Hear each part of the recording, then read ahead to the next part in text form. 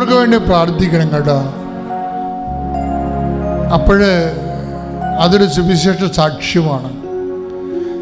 ഈ ആഴ്ച ഓപ്പറേഷനിലേക്ക് പോകാൻ പോകുന്നവരെ, ഈ ആഴ്ചയിൽ സിസേറിയനിലേക്ക് പോകാൻ പോകുന്നവരെ, ഈ ആഴ്ചയിൽ ക്യാൻസറിൻ്റെ ഓപ്പറേഷൻ, ഹൃദയത്തിൻ്റെ ഓപ്പറേഷൻ, കരളിൻ്റെ ഓപ്പറേഷൻ, ശരീരത്തിലെ ഏതെങ്കിലും ഭാഗങ്ങൾ ഓപ്പറേഷനിലേക്ക് പോകാൻ പോകുന്നവരെ സമർപ്പിക്കാൻ പോവുകയാണ്.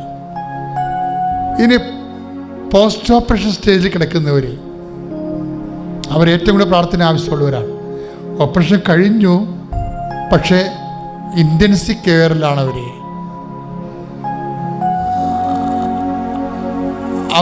ഡോക്ടർ പറയും ഒരു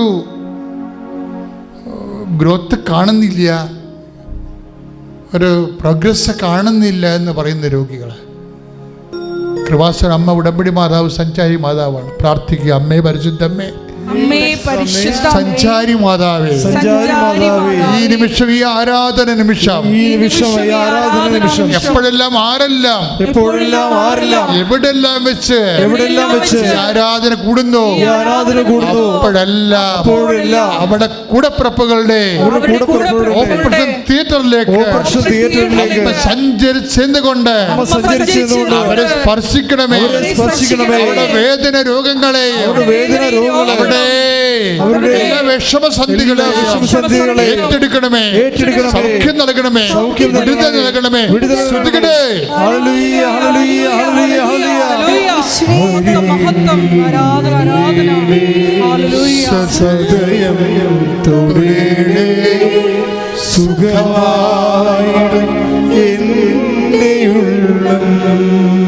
അരികിൽ വരേണേ, സദയം തുടേണേ, സുഖമായിടും എൻ്റെ ഉള്ളിൽ മെഴുതിരി പോലെ,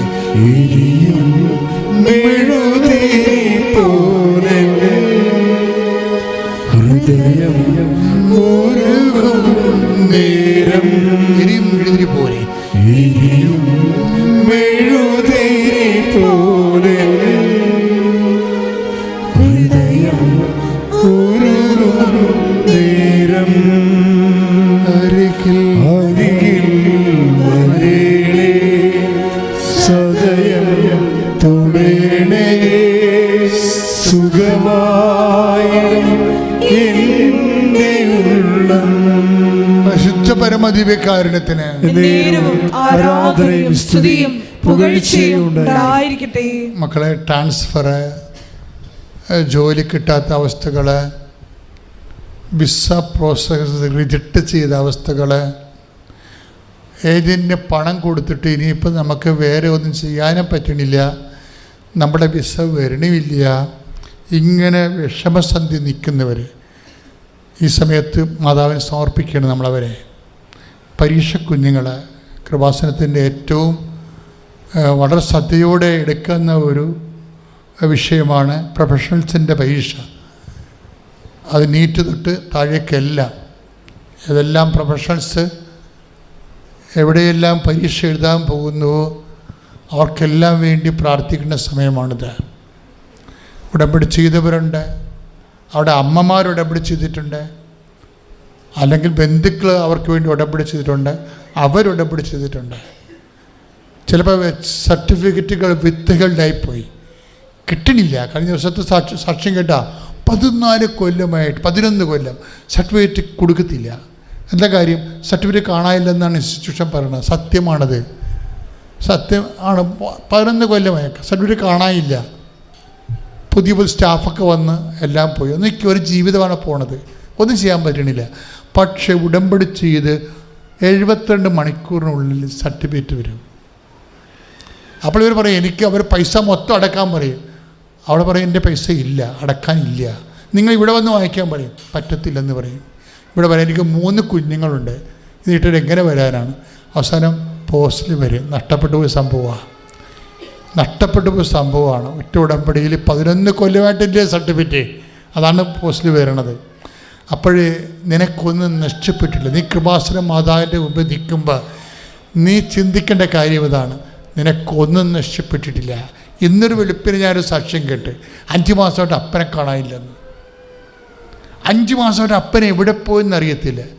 അന്വേഷണം തിരക്കിയും തീർന്ന് ഇനി ലോകം മുഴുവില്ല.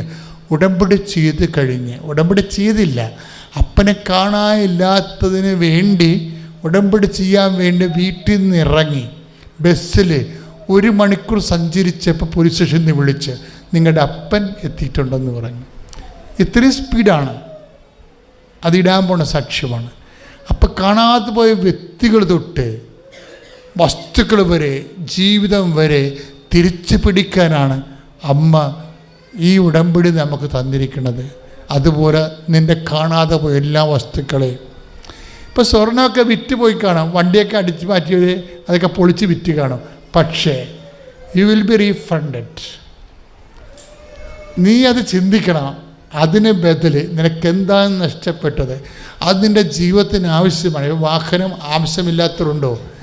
ജീവിക്കണമെങ്കിൽ വാഹനം വേണം, പക്ഷെ അത് നഷ്ടപ്പെട്ടു, അത് തീരുന്നു, അത് കടമായി, അതിൻ്റെ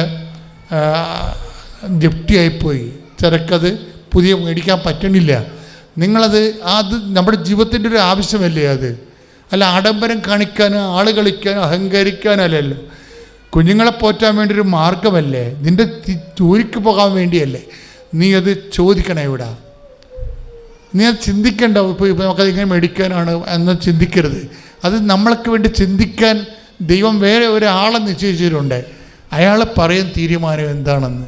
അതുകൊണ്ട് നീ ഉടമ്പടിയിൽ ആ വിഷയം വെച്ചിട്ടില്ലെങ്കിൽ അത് ഇപ്പം മനസ്സുകൊണ്ട് വെക്കുക. അമ്മ ആ വിഷയം ഏറ്റെടുക്കട്ടെ. പ്രാർത്ഥിക്കുക. കർത്താവായ ദൈവമേ,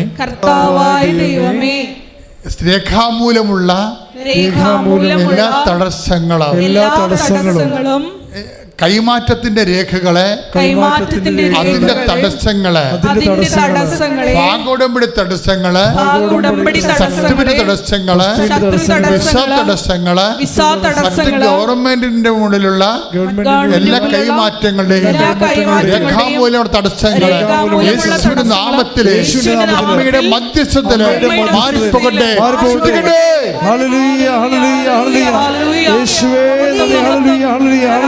ആരാധന. ഹല്ലേലൂയ. യേശുവേ നന്ദി.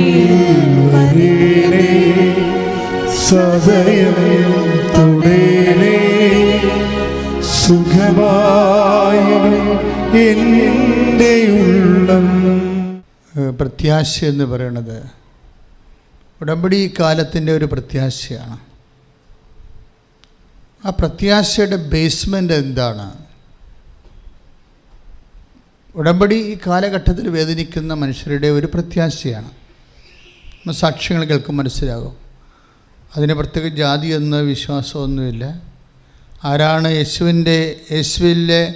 യേശുവിലൂടെ പൂർത്തിയാക്കിയ വാഗ്ദാനങ്ങളിലെ യേശുവിലൂടെ പൂർത്തിയാക്കിക്കൊണ്ടിരിക്കുന്ന വാഗ്ദാനങ്ങളിലെ ആർക്കാണ് വിശ്വാസത്തിൻ്റെ വരം ലഭിക്കുന്നത്?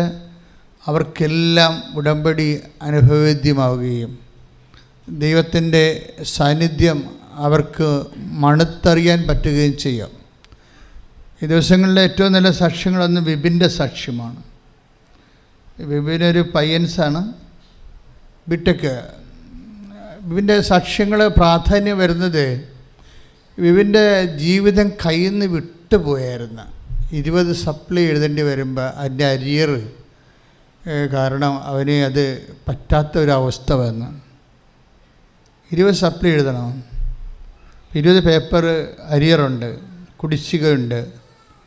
അപ്പോൾ ഒരു പേപ്പർ പോലും അവന് എഴുതാനത് മാനസികാവസ്ഥയില്ല, അതിന് ഓർമ്മ കിട്ടണില്ല, അതിന് കോൺഫിഡൻസ് ഇല്ല.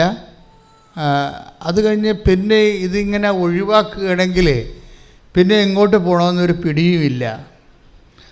നിങ്ങൾക്കറിയാമല്ലോ, ഓരോരോ കാര്യങ്ങൾക്കും ഒരു ഇല്ല എന്നുള്ളത്, വീഞ്ഞ് ഇല്ല എന്നുള്ള ഒരു ഇല്ലായ്മയിൽ മാതാവ് ഒളിപ്പിച്ച് വെച്ച കുറേ ഈ ഏത് കാലം സൂര്യൻ ഉണ്ടാകുന്ന അത്രയും കാലമുള്ള മനുഷ്യരാശിയുടെ മുഴുവൻ ഇല്ലായ്മകളെ അമ്മ ഒരൊറ്റ ഇല്ലായ്മയിൽ ഒളിപ്പിച്ച് വെച്ചുകൊണ്ട് യേശുവിൻ്റെ തിരുസേന സമർപ്പിച്ചുകൊണ്ട് മനുഷ്യരാശിക്ക് വേണ്ടിയുള്ള മദ്യം സമർപ്പിച്ചിരിക്കുന്നു. കൈയിട്ടിച്ച് കർത്താവ്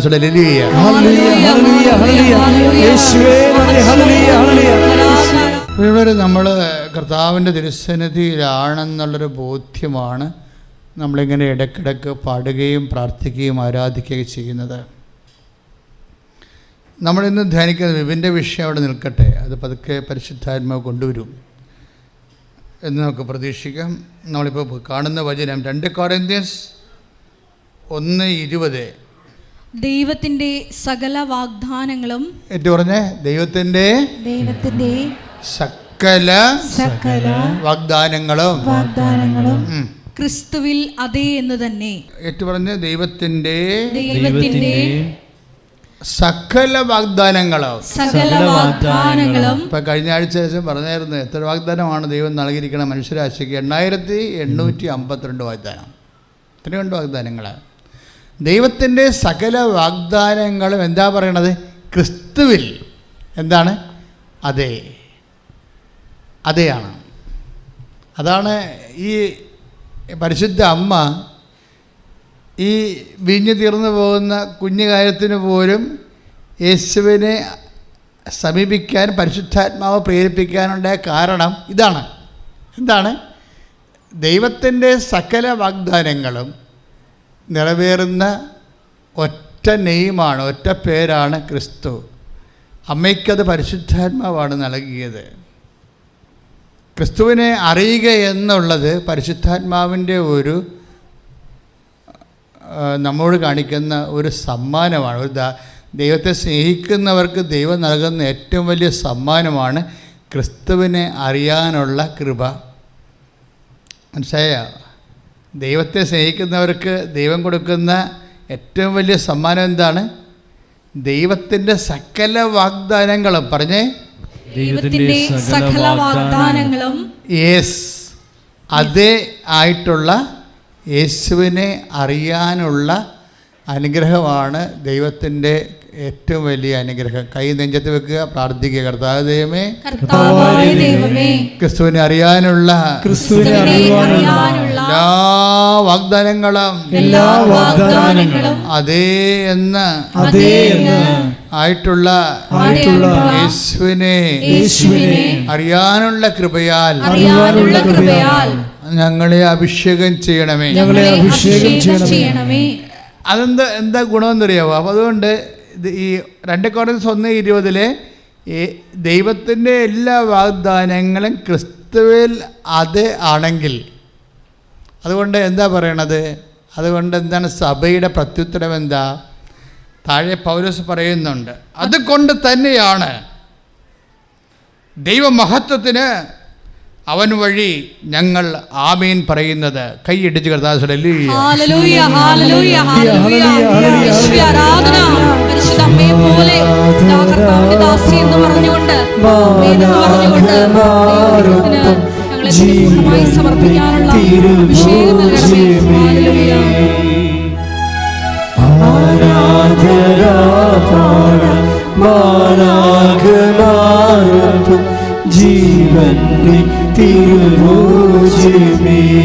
നമ്മുടെ ജീവിതത്തെ ഇങ്ങനെ മാറ്റിമറിക്കുന്ന ഒരു വചനമാണിത്. നമ്മളിപ്പോൾ അവൻ പറയണത് പോലെ ചെയ്യുവൻ. അതെന്തിനുള്ളതാണ്? അത് എന്തിനുള്ള ഒരു പോംവഴിയാണ്? ഈ 2 കൊരിന്ത്യൻസ് 1:20 എഴുതിയിരിക്കുന്ന ദൈവത്തിൻ്റെ സകല വാഗ്ദാനങ്ങളും നമ്മൾ പ്രാപിക്കാൻ വേണ്ടിയുള്ള ഒരു ചുരുക്കെഴുത്ത്, ഒരു പോംവഴിയാണ്, ഒരു സൂത്രവാക്യമാണ്, ഒരു കുറുക്ക് വഴിയാണ്. എന്താണ്? ദൈവമഹത്വത്തിന് അവൻ വഴി ആമേൻ പറയുക. മനസ്സിലായി? ഈ പ്രേക്ഷിത പ്രവർത്തനം ആമേൻ പറച്ചിലാണ്. പ്രേക്ഷിത പ്രവർത്തനം നാം ചെയ്യണില്ലേ? അത് ശരിക്കും പറഞ്ഞാൽ ദൈവമഹത്വത്തിനുള്ള ആമേൻ പറച്ചിലാണ്. എന്താണ്? അവൻ പറയണത് പോലെ ഞങ്ങൾ ചെയ്തോളാം. അവൻ പറഞ്ഞു, ഞാൻ രോഗിയായിരുന്നു, നിങ്ങളെന്നെ വന്ന് കണ്ടു. ഞാൻ കാരാഗൃഹവാസിയായിരുന്നു, നിങ്ങളെന്നെ സന്ദർശിച്ചു. എനിക്ക് വിശന്നു, നിങ്ങളെനിക്ക് ഭക്ഷണം തന്നു. ഞാൻ നഗ്നനായിരുന്നു, നിങ്ങളെന്നെ ഉടുപ്പിച്ചു. ഇതെല്ലാം നമ്മൾ യേശു ക്രിസ്തുവിനെ കണ്ടുകൊണ്ട് ചെയ്യുമ്പോഴെല്ലാം ഇതെന്താ സംഭവിക്കുന്നത്? ദൈവമഹത്വത്തിന് നമ്മൾ അവൻ പറയണത് പോലെ ചെയ്യുകയാണ്, ആമീൻ പറയുകയാണ്. കൈയിടിച്ച് കർത്താവേ ഹല്ലേലൂയ.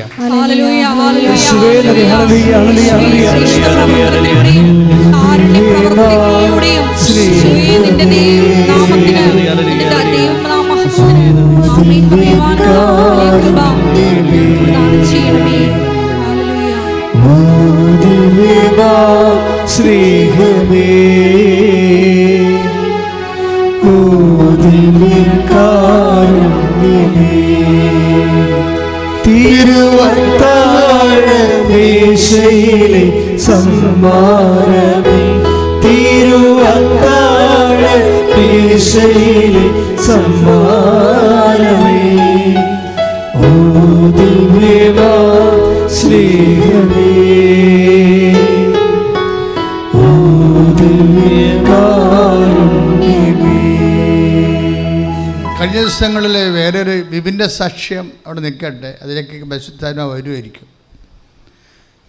നമ്മളിപ്പോൾ നോക്കുന്നത് കഴിഞ്ഞ ദിവസം തന്നെ പറഞ്ഞ ചിഞ്ചു എന്ന് പറഞ്ഞുള്ള അതിരപ്പള്ളിയിലുള്ള ഒരു ST സ്റ്റുഡൻറ്റിനാണ്, ഷെഡ്യൂൾഡ് ട്രൈബ്. അയാളെ ഷെഡ്യൂൾഡ് ട്രൈബ് എന്ന് ഞാൻ ഇങ്ങനെ ഒഫീഷ്യലായിട്ട് പറയുകയല്ല, ആ കുട്ടി തന്നെ ഇവിടെ സാക്ഷ്യപ്പെടുത്തിയിരിക്കണം. ആ രീതിയിലാണ് ഞാൻ ഷെഡ്യൂൾഡ് ട്രൈബാണ്, പക്ഷേ എനിക്ക് കാസ്റ്റിൻ്റെ സർട്ടിഫിക്കറ്റ് തരുന്നില്ല.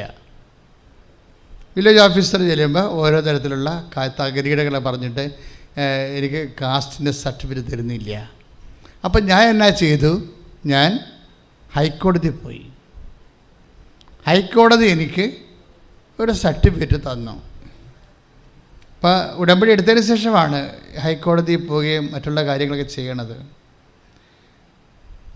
പക്ഷേ ഹൈക്കോടതി തന്ന സർട്ടിഫിക്കറ്റ് PSC അംഗീകരിക്കണില്ല. അതാണ് അവരുടെ പ്രശ്നം, ജോലി പ്രശ്നമാണ്.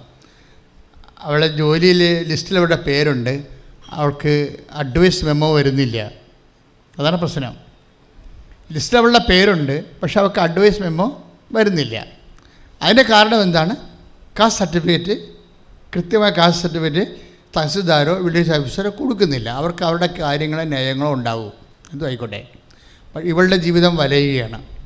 അവൾ നേരെ അത് ഹൈക്കോടതി പോകും.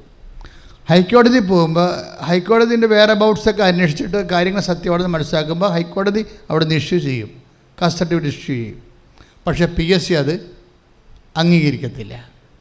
അപ്പോൾ അവിടെ ചെയ്ത പരിപാടി വെച്ച് കഴിഞ്ഞാൽ PSC അംഗീകരിക്കാത്ത കാരണം അവർ വീണ്ടും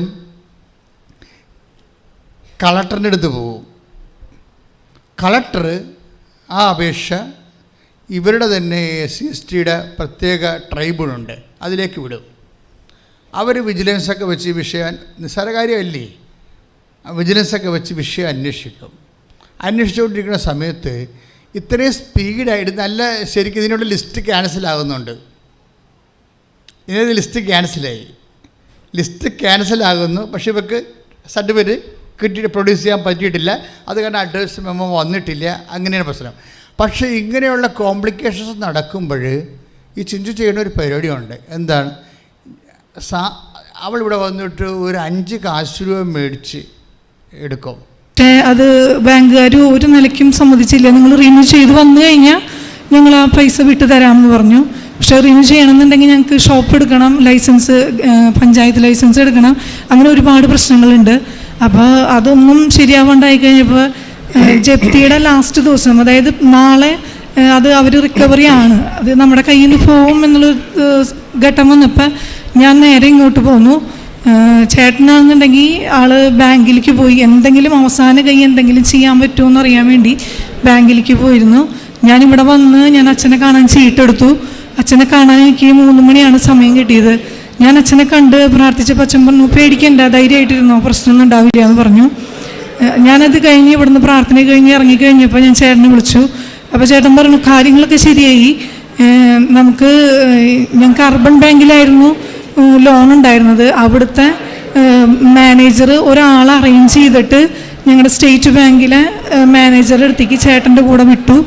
ആളവിടെ പോയി സംസാരിച്ച് ഞാൻ അച്ഛനെ കണ്ട അതേ ആ സമയത്ത് തന്നെ അവിടുന്ന് ആ പൈസ എനിക്ക് വിഡ്രോ ചെയ്ത് ഇതേ ബാങ്കിൽ അടച്ച് ഞങ്ങളുടെ ജപ്തി ഒഴിവായി കിട്ടി. യേശുവേ നന്ദി, യേശുവേ സ്തുതി. അതുപോലെ തന്നെ 9 കൊല്ലമായിട്ട് എൻ്റെ ചേട്ടൻ്റെ പേരിലൊരു കേസ് ഉണ്ടായിരുന്നു. അത് കേസ് ഇങ്ങനെ നീട്ടി പോകാമെന്നല്ലാണ്ട് അത് ഒരു വിധി വരുന്നുണ്ടായിരുന്നില്ല. അപ്പോൾ അത് ഞങ്ങൾക്കത് ഒരുപാട് വിഷമമായി. കാരണം ആൾക്കൊരു കാര്യത്തിനും ചെയ്യാൻ പറ്റുന്നില്ല. ആളുടെ പാസ്പോർട്ടും എല്ലാം ബ്ലോക്കാക്കി വെച്ചേക്കായിരുന്നു. അത് കഴിഞ്ഞപ്പോൾ കേസിൻ്റെ ദിവസത്തിൻ്റെ 2 ദിവസം മുന്നേ വക്കീൽ വിളിച്ചിട്ട് പറഞ്ഞു, കേസ് വിധി വരാൻ പോവാണ്, പ്രശ്നമാണ്, വിധി നിങ്ങൾക്ക് എതിരാവാൻ സാധ്യതയുണ്ട്, 2 ജാമ്യക്കാരെ നിങ്ങൾ എങ്ങനെയെങ്കിലും അറേഞ്ച് ചെയ്തിട്ട് കേസിന് വരുമ്പോൾ കൊണ്ടുവരണമെന്ന് പറഞ്ഞിരുന്നു. അപ്പോൾ ഞങ്ങൾക്ക് ആകെ വിഷമമായി, കേസ് ഇങ്ങനെ വിധി നമുക്കെതിരാണല്ലോ വരണേന്നുള്ളൊരിതായി. പിന്നെ അത് കഴിഞ്ഞ് ഞങ്ങൾ കേസിന് പോകണമെന്ന് മാതാവിനോട് നല്ലോണം പ്രാർത്ഥിച്ച് മാതാവിൻ്റെ കാശ് രൂപം ചേട്ടന് കൊടുത്തിട്ട് ഞാൻ വിട്ടത്. ആളതും കൊണ്ടാണ് കോടതിക്ക് പോയത്. അവർ 12 മണി വരെ ഇരുന്നിട്ടും അവരെ വിളിച്ചില്ല, കോടതിയിലേക്ക് അവരെ കേസ് വിളിച്ചില്ല. അത് കഴിഞ്ഞ് 3 മണിയായി കഴിഞ്ഞപ്പോൾ ഗുമസ്തൻ വന്ന് പറഞ്ഞു, നിങ്ങളുടെ കേസ് എടുക്കണില്ല, അത് തള്ളിപ്പോയി, ഇനി അതിന് പ്രത്യേകിച്ചൊന്നുമില്ല, നിങ്ങളുടെ പേരിൽ ഇനി കേസൊന്നുമില്ല, അത് തള്ളിപ്പോയി എന്ന് പറഞ്ഞു. ആ സമയത്ത് അന്ന് വരെ കേസ് നടത്തിയിരുന്ന ആളല്ല, ഒരു സ്ത്രീ ആയിരുന്നു അവിടെ ജഡ്ജിയായിട്ട് വന്നിരുന്നതെന്നുള്ളത് അറിഞ്ഞു. അത് ഞങ്ങൾ പൂർണ്ണമായി വിശ്വസിക്കുന്നു. ഞങ്ങളുടെ അമ്മ തന്നെയാണ് അവിടെ ജഡ്ജിയായി വന്നിരുന്ന ആ കേസ് തള്ളിക്കളഞ്ഞത്. അത് അമ്മ തന്നെയാണ് ഞങ്ങൾ പൂർണ്ണമായി വിശ്വസിക്കുന്നു. അതുപോലെ തന്നെ എൻ്റെ അമ്മായി ഒരു ബൈക്ക് ആക്സിഡൻ്റ് ആയിട്ട് ആൾ പള്ളിയിൽ നിന്ന് വരുമ്പോൾ വണ്ടി ഇടിച്ചതാണ്. ആൾക്ക് നട്ടലിന് ഭയങ്കരമായിട്ട് പരിക്ക് പറ്റി. ആൾ രാത്രിയാണ് ഉണ്ടായത്, പള്ളിയിൽ ധ്യാനം കഴിഞ്ഞ് വരുമ്പോഴാണ് ഇതുണ്ടായത്. ഞാനെന്നിട്ട് പിറ്റേ ദിവസം രാവിലെയാണ് ഞാനും ചേട്ടനും കൂടിയിട്ട് ഹോസ്പിറ്റലിലേക്ക് പോണത്. ഹോസ്പിറ്റലിൽ ചെന്ന് കഴിഞ്ഞപ്പോൾ ആൾ ICUലാണ്. അപ്പോൾ കാണാനായിട്ട് നിവൃത്തിയില്ല, ആൾക്ക് നല്ല വേദനയുണ്ട്, ഡോക്ടർ വരണമെന്നൊക്കെ പറഞ്ഞിരുന്നു. അത് കഴിഞ്ഞ് കുറച്ച് നേരം കഴിഞ്ഞപ്പോൾ അവിടെ നിന്ന് വന്നിട്ട് നഴ്സ് വന്നിട്ട് പറഞ്ഞു, ആരെങ്കിലും 2 പേർക്ക് ഒരു 5 മിനിറ്റേക്ക് പോയി കയറി കാണാമെന്ന് പറഞ്ഞു. അപ്പോൾ ഞാനും ചേട്ടനും കൂടി കയറി കണ്ടു. അപ്പോൾ കണ്ടപ്പോൾ തന്നെ എൻ്റെ കയ്യിൽ തൈലം ഉണ്ടായിരുന്നു.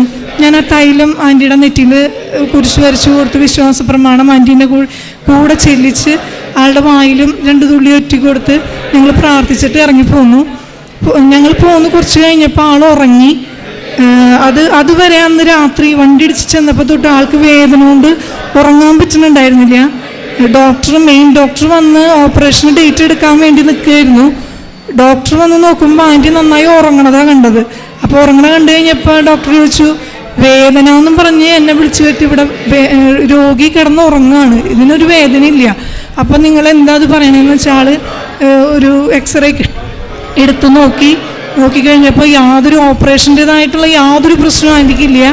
ആൻറ്റിക്ക് 10 ദിവസം മാത്രമേ ഹോസ്പിറ്റലിൽ കിടക്കേണ്ടി വന്നുള്ളൂ. അത് കഴിഞ്ഞ് വീട്ടിൽ റെസ്റ്റ് എടുത്താൽ മതിയെന്ന് പറഞ്ഞ് ആളെ ഹോസ്പിറ്റലിൽ നിന്ന് ഡിസ്ചാർജ് ആക്കി. ഇത്രയധികം അനുഗ്രഹം തന്ന തിരുക്കുമാരനും മാതാവിനും 1000 നന്ദി പറയുന്നു. യേശുവേ നന്ദി, യേശുവേ സ്തുതി, യേശുവേ ആരാധന. എൻ്റെ പേര് ജോസ്. ഞാൻ Thrissur Mannuthy cent Antony's church Mannuthy ഇടവകയിൽ നിന്നും വരുന്നു. ഞാൻ 2019 ആഗസ്റ്റ് 22-ാം തീയതിയാണ് ഇവിടെ വന്ന് ഉടമ്പടി എടുത്തത്. ഉടമ്പടി എടുക്കാനുണ്ടായ ആദ്യത്തെ കാരണം, ഞാൻ ഒരു സ്ഥലം, ഒരു വീട് വാങ്ങിക്കുന്നതിന് വേണ്ടി ലോൺ കിട്ടുന്നതിന് വേണ്ടി അപേക്ഷിച്ചിരുന്നു. ലോണിന് അപേക്ഷിച്ചപ്പോൾ 12 ലക്ഷം രൂപ മാത്രമേ ലഭിക്കാൻ സാധ്യതയുള്ളൂ എന്ന് പറഞ്ഞു. 2-3 ബാങ്കിൽ അന്വേഷിച്ചപ്പോഴും ആ പൈസയിലും കൂടുതൽ കിട്ടാൻ സാധ്യതയില്ല എന്ന് പറഞ്ഞപ്പോഴാണ് ഞാൻ ഇവിടെ ഒന്ന് ഉടമ്പടി വെച്ചത്. ഉടമ്പടി വെച്ച് പ്രാർത്ഥിച്ചതിൻ്റെ ഫലമായി 15 ലക്ഷം ആണ് എനിക്ക് ആവശ്യമുണ്ടായിരുന്നത്. ആ 15 ലക്ഷം തന്നെ ലഭിക്കുകയും 3 മാസത്തിനകം ആ സ്ഥലം വാങ്ങിക്കുവാൻ എനിക്ക് സാധിക്കുകയും ചെയ്തു. രണ്ടാമതായി എനിക്ക് ലഭിച്ച അനുഗ്രഹം, 2011 എനിക്ക് മലദ്വാരത്തിനൊരു എരിച്ചിലും മൂത്രമൊഴിക്കുമ്പോൾ ഒരു പുകച്ചിലൊക്കെ ഉണ്ടായിരുന്നു. അമല ഹോസ്പിറ്റലിൽ ചെന്ന് ടെസ്റ്റ് ചെയ്തപ്പോൾ അത് ക്യാൻസറിൻ്റെ ആരംഭമാണെന്നും ഓപ്പറേഷൻ ചെയ്യുമെന്നും പറഞ്ഞു. 2012 1 വർഷത്തിന് ശേഷം ഓപ്പറേഷൻ ചെയ്യുകയും 2 വർഷം പറയത്തക്ക ബുദ്ധിമുട്ടൊന്നുമില്ലാതെ എനിക്ക് രോഗം കുഴപ്പമൊന്നും ഉണ്ടായില്ല. എനിക്ക് വേദനയും പ്രയാസങ്ങളൊന്നും ഉണ്ടായിരുന്നില്ല. 2 വർഷം കഴിഞ്ഞപ്പോൾ എനിക്ക് മലദ്വാരത്തിന് വീണ്ടും എരിച്ചിലും മൂത്രമൊഴിക്കുമ്പോഴുള്ള പുകച്ചിലൊക്കെ അനുഭവപ്പെട്ടു. ഞാൻ വീണ്ടും ഒരു യൂറോളജിസ്റ്റിനെ ചെന്ന് കാണുകയും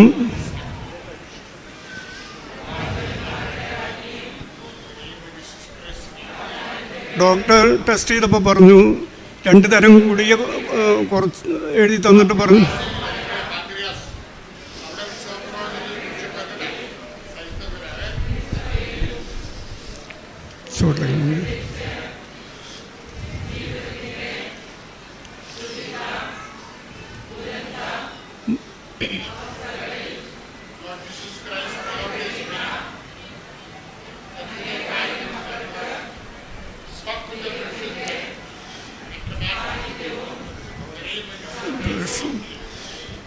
ഡോക്ടർ ഈ ഗുളിക 2 തരം എഴുതി തന്നു. 1 മാസത്തേക്കാണ് ആദ്യം ഗുളിക എഴുതിയത്. ആ 1 മാസം ഗുളിക കഴിഞ്ഞ് വീണ്ടും ചെന്നപ്പോൾ പറഞ്ഞു ഈ ഗുളിക തന്നെ തുടർന്ന് കഴിക്കണം, അത് നിർത്തുവാൻ സാധിക്കില്ല, തുടർന്ന് കഴിക്കേണ്ട ഗുളികയാണെന്ന് പറഞ്ഞു.